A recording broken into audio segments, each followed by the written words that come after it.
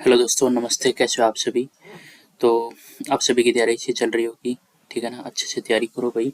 तो आज एक और चैप्टर कर रहे हैं हम, हिस्ट्री का है। हिस्ट्री का न्यू एनसीईआरटी है, चैप्टर नंबर 5 है। हिस्ट्री का सेकंड चैप्टर है। इसका नाम है भारत अर्थात India, India that is Bharat. तो ये चैप्टर आज हम पूरा कर लेंगे, ठीक है ना? तो पूरा चैप्टर एनसीईआरटी बेस्ड है, अच्छी तरह पढ़ाई करना। ओके, एक सेकेंड।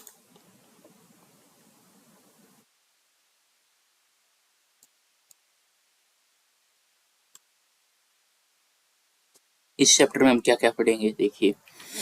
देखो, भारत को कैसे परिभाषित किया गया है, ठीक है ना? हम इसमें देखें कि इंडिया का नाम इंडिया कैसे पड़ा है, और यानी इंडिया को प्राचीन कौन कौन से नाम थे, किन किन नाम से हम इंडिया को जानते हैं, पहले क्या क्या नाम थे इंडिया के हैं, और इंडिया नाम कैसे पड़ा, और क्या कहने भारत नाम की उत्पत्ति कैसे, यानी भारत जो है इसका उत्पत्ति कैसे, पूरा चैप्टर है जो इंडिया के नाम पे ही है। इंडिया को किस किस नाम से जाना गया, पहले इंडिया को किस किस नाम, किन यानी जो विदेशी आए थे, यूनानियों ने, फारसियों ने, चीनियों ने, किन किस आधार पर इंडिया का नाम भारत, यंतु, इंडो, सिंधु किस आधार पर रखा, हम इस चैप्टर में पूरा यही डिस्कशन करेंगे। ओके, तो सबसे पहले क्या ना, भारत क्या है, व्हाट इज इंडिया। देखो, ये ना, भारत केवल एक आधुनिक राष्ट्र नहीं बल्कि हजारों वर्षों से विकसित एक सांस्कृतिक और एक भौगोलिक सभ्यता है। तो क्या है ना, इसमें जो आज का भारत है वो आधुनिक भारत के नाम से जानते हैं हम, ठीक है ना?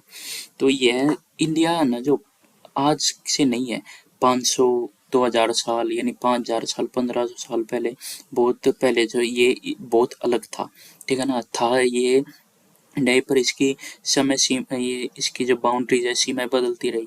इसको 500 2000 साल पहले भी ये इंडिया ही था, पर नाम इसका अलग अलग नाम से हम इसको जानते हैं, ठीक है ना? अभी देखो क्या है कि सबसे पहले जो दिल्ली सल्तनत थी उसके समय में सीमा अलग थी, क्योंकि वो जिस आधार पर उनके कब्जे होते गए, जिस आधार पर उन्होंने अधिकार जमाया, वही उनकी समय सीमा, वो इनकी सीमाएं बन गई। फिर मुगल आए, फिर उनकी सीमा अलग हो गई, यानी सीमा इसकी बदलती रही है। 5000 2000 साल पहले यानी 500 साल पहले, यानी ये जो आज की इंडिया है इससे बहुत अलग था, ठीक है? तो अब है इसकी जोग्राफिकल बाउंड्रीज के बारे में हम पढ़ेंगे, ठीक है? अभी देखो, इसके बाउंड्रीज में हम क्या पढ़ते हैं, देखो मैप भी है। तो देखो, ये है Himalaya.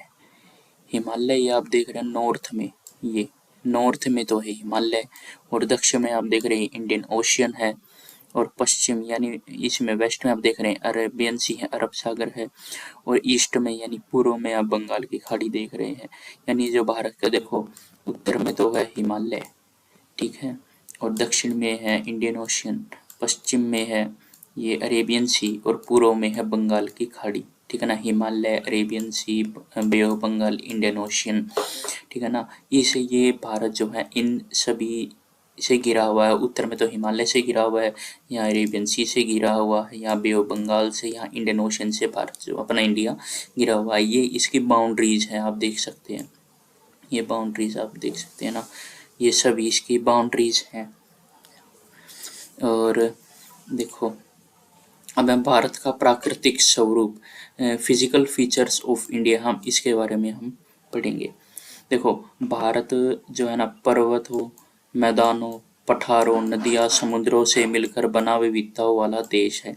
India has diverse physical features including mountains, plains, plateaus, rivers, coastal regions.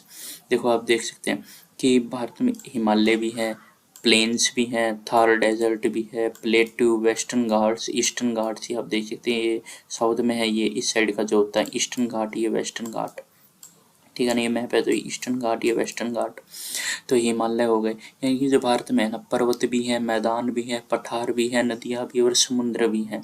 ये नहीं कि भारत में केवल, और देशों में जैसे कि आप देखते हैं कि कईयों में ओनली गर्मी गर्मी है, किसी में सर्दी सर्दी है, किसी में बारिश बारिश होती है, पर ऐसा नहीं है। भारत में समय अनुसार बारिश भी होती है, इसमें मैदानी भाग भी है जहाँ से फसल होती है, यानी फसलों का भी अच्छी पैदावार होती है, मैदान भी है, पर्वत भी है, पठार भी है, यानी भारत में सभी चीज़ है।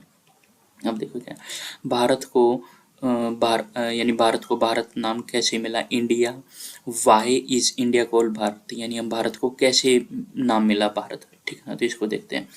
सबसे प्राचीन जो ये ऋग्वेद है, ऋग्वेद में क्या है, ऋग्वेद में सप्त सिंधु क्षेत्र का उल्लेख मिलता है। सप्त सिंधु, सप्त सिंधु मतलब पता है क्या होता है, देखो सप्त सिंधु हमने एक इंडियन रिवर सिस्टम वाला किया हुआ ना, उसमें हमने सिंधु नदी को अच्छी तरह बताया हुआ, वो वीडियो भी देख सकते हैं, ठीक है ना। अभी देखो इसमें क्या है ना, ये जो 7 नदियां हैं, ये आप देखते हैं ना, सिंधु, झेलम, चेनाब, रावी, व्यास, सतलुज, और एक हो गई ये सरस्वती नदी। देखिए हो गई सिंधु, झेलम, चेनाब, रावी, व्यास, सतलुज, और एक हो गई ये सरस्वती नदी। इन नदियों का जो मेल है ना, इसको हम सप्त सिंधु कहते हैं, ठीक है। इसको भारत का एक प्राचीन ग्रंथ भी है ना। इसको ऋग्वेद है जो है भारत का प्राचीन ग्रंथ, इसमें इसमें इसका जो नाम है सप्त सिंधु नाम पड़ा है भारत के प्राचीन ग्रंथ में। ऋग्वेद में इसका सप्त सिंधु के नाम से जाना गया है। और महाभारत जो महाभारत में भी इस भारत का नाम पड़ा है। भारत का प्रसिद्ध ग्रंथ आप समझते हैं महाभारत, एक पुराना, यानी एक तरीके से रामायण महाभारत आप समझ सकते हैं कि ये धार्मिक पुस्तकों के हम समझ सकते हैं। अब देखो महाभारत में क्या है ना, कि महाभारत में भारत को कैसे माना, देखो महाभारत में हमने कुरुक्षेत्र का नाम सुना होगा, जहाँ पर युद्ध हुआ था। कश्मीर बोला है कश्मीर को महाभारत में, ठीक है। और बंगाल का जो क्षेत्र है ना, उसको वंग बोला है। और एक और है प्रज्ञ ज्योतिष जो असम में है, और कच्छ जो अब गुजरात में है, और केरल है। यानी ये है ना, ये महाभारत में उल्लेख करते हैं। इस आधार पर हम समझ सकते हैं हाँ भाई हाँ ये भारत का हिस्सा है, ठीक है। महाभारत में एक और है यानी महाभारत और जम्बू द्वीप, जो हम नेक्स्ट स्लाइड में पढ़ेंगे। आगे ना भारतवर्ष, भारतवर्ष का अर्थ है वह भूमि जहाँ भारत के लोग रहते हैं, यानी जहाँ भारत के लोग रहते हैं। समय के साथ पूरे भारतीय उपमहाद्वीप के लिए भारत शब्द का प्रयोग होने लगा, यानी समय के साथ है ना। पहले पहले तो अलग अलग करते थे कि भाई इसको इस नाम से जानते, सिंधु के नाम से, किसी जंतु के नाम से, यानी समय के साथ इसको पूरे उपमहाद्वीप को भारत का नाम दिया गया, ठीक है। अब देखो महाभारत में भारतवर्ष और जम्बूद्वीप दो नाम दिए गए हैं। भारतवर्ष यानी कि भरत के देश से है, भरत। अब भरत का जो इस्तेमाल है ना, भरत वर्ड जो है ना, ये ऋग्वेद में इसका प्रयोग हुआ है। यहाँ से ये जो है भरत से भारतवर्ष बना है। भरत का जो है भरत वर्ड ऋग्वेद से लिया गया है, ठीक है। जब भी हम इसको भारतवर्ष बोलते हैं, भारतवर्ष का वह भूमि जहाँ भारत के लोग रहते हैं। अब एक आता है इसमें महाभारत में ही जम्बूद्वीप। अभी देखो जम्बूद्वीप क्या है, देखो जम्बूद्वीप प्राचीन भारतीय साहित्य में भारत को जम्बूद्वीप भी कहा गया है। यह नाम जामुन यानी जामुन का वृक्ष से जुड़ा माना है। यानी पहले क्या कहा था कि भारत में ना जामुन के वृक्ष ज्यादा पाए जाते हैं, तो इसलिए इसको जम्बूद्वीप के नाम से जानते हैं। देखो अशोक अब जानते हैं 250 BC में अशोक थे राजा, जिन्होंने अपना कलिंग का युद्ध किया था, और फिर उन्होंने अपने शिलालेख लिखवाए थे, धम्म अपनाया था कि मैं आज के बाद कोई युद्ध नहीं करूंगा, किसी आधार पर किसी के साथ नहीं लड़ूंगा, ठीक है ना। तो उनका एक शिलालेख है, शिलालेख में भी एक ये ना जम्बूद्वीप का नाम है, शिलालेख है ना, अशोक के शिलालेख में भी जम्बूद्वीप का नाम है, ठीक है ना। ये अगर प्राचीन भारतीय साहित्य में भारत को जम्बूद्वीप भी कहा गया है। यह नाम जामुन वृक्ष से जुड़ा गया, कि पहले मानते थे कि भारत में जामुन के वृक्ष अधिक हैं, तो इस आधार पर जम्बूद्वीप कहा गया। अब भारत का वर्णन यानी डिस्क्रिप्शन ऑफ भारत, देखो संस्कृत में एक श्लोक है, संस्कृत में एक श्लोक आप पढ़ सकते हैं। इसका जो मीनिंग है, the land lying north of the ocean south of the Himalayas known as the Bharat where the descendants of Bharat live. यानी इसमें है समुद्र के उत्तर, समुद्र के जो उत्तर हो गए इसमें तो हिमालय आ गया, और दक्षिण में भारत कहलाता है। ये दक्षिण में जो है ये हिंद महासागर हो गया, ये इसमें कहा गया है। अब देखते इंडिया नाम इसका कैसे पड़ा। देखो मूल शब्द जो है ना सिंधु है, मूल शब्द जो है सिंधु है, जो हमने पढ़ा था साधन सिंधु जब भारत में आती है तो अपना 6 भागों में अपना पानी डिवाइड कर देती है, सिंधु झेलम चेनाब रावी व्यास सतलुज, और अलग से थे जो है सरस्वती नदी, जिसको हम उस नाम से जानते हैं। ये सब सिंधु हो गया। अब सिंधु है, सिंधु एक मूल शब्द है, ठीक है ना। सिंधु है ना फारसी भाषा में जो है सिंधु को से को है बोलते हैं, यानी जो फारसी लैंग्वेज है ना, इसको हम से को है बोलते हैं। और ये है सिंधु से हिंदू बन गया बाद में। सिंधु शब्द था जिससे अपने इंडिया का नाम पड़ा, हिंदुस्तान पड़ा। तो सिंधु को हम ये ना से को फारसी भाषा में है बोलते हैं और सिंधु से हिंदू बना। यूनानी भाषा में इंडोस बोला गया, लेटिन भाषा में इंडिया बोला गया। देखो सिंधु, हिंदू, इंडोस, इंडिया, ये बुक में भी आपके पिक्चर दिया गया है। सिंधु से हिंदू बना और फिर इंडोस, फिर इंडिया। अभी देखो अभी एक टेबल आएगी, इसमें आप देखना। देखो इसमें साफ साफ कहा गया कि संस्कृत में भारत, फारसी में हिंद, हिंदू यानी कहा था ना से को है बोलते हैं, और अरबी में अल हिंद के नाम से, यूनानी में इंडिया, इंडोस के नाम, इंडिका, इंडोस के नाम से, और लेटिन में हम इंडिया के नाम से जानते हैं। अंग्रेजी में तो हम इंडिया बोलते ही हैं। और चीनी जो चीन से भी जो आए थे ना, आपने पता है चीनी फांशियांग, त्वासोंग, ये जितने भी यात्री आए थे, इन्होंने इनको यंतु, शेंतु प्राचीन उल्लेखों के आधार पर मिलता है कि ये चीनियों ने इंडिया को, भारत को यंतु और शेंतु के नाम से जाना है। अब की फैक्ट्स क्या है ना कि भारत का हमने क्या क्या पढ़ा, भारत का सबसे पुराना नाम सप्त सिंधु माना गया है, ये आपने पढ़ लिया है।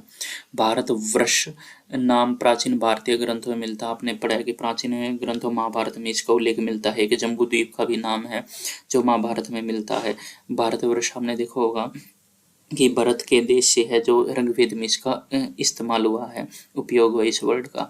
और जम्बूद्वीप का जो आपने ये भी महाभारत में इसका उपयोग हुआ है। अशोक का शिलालेख था जम्बूद्वीप के आधार पर मिलता है कि अशोक ने शिलालेख लिखवाया था, उसमें जम्बूद्वीप का वो है कि भारत में जामुन के वृक्ष पाए जाते हैं ज़्यादा। और इंडिया नाम सिंधु शब्द यानी सिंधु शब्द से विकसित हुआ है। ये टोटली इंग्लिश में भी आप इसको पढ़ सकते हो, ठीक है ना। तो समरी देखते हैं कि भारत एक प्राचीन सभ्यता, भारत कोई आज का देश नहीं है। 500, 1000, 5000 साल पहले भी भारत था, पर आज के भारत से ये अलग था क्योंकि इसकी बाउंड्रीज बदलती रही। भारत के अनेक ऐतिहासिक नाम रहे हैं, आपने पढ़ा होगा कि भारत के सिंधु, हिंदू, यंतु, इंडोस, इंडिका, अनेक नाम इसके रहे हैं। इंडिया नाम सिंधु नदी से विकसित हुआ है, जो इंडिया नाम है ना वो सिंधु नदी से विकसित हुआ है। ये सिंधु नदी यानी सिंधु से हिंदू बना, फिर अंग्रेजों ने यानी इसका नाम आके इंडिया रखा, ठीक है। अंग्रेजों ने इंडिया कहा, तो यानी अंग्रेजों से पहले भी इन्होंने यात्रियों ने इंडिया कह दिया था। तो ठीक है ना, ये आप इंग्लिश में पढ़ सकते हैं। तो ये चैप्टर हमारा पूरा हो गया है। आई होप आपको चैप्टर अच्छी तरह समझ में आ गया होगा। प्लीज़ चैनल को सब्सक्राइब करें, वीडियो को लाइक करें। मैंने अपनी पूरी कोशिश की समझाने में। Thank you.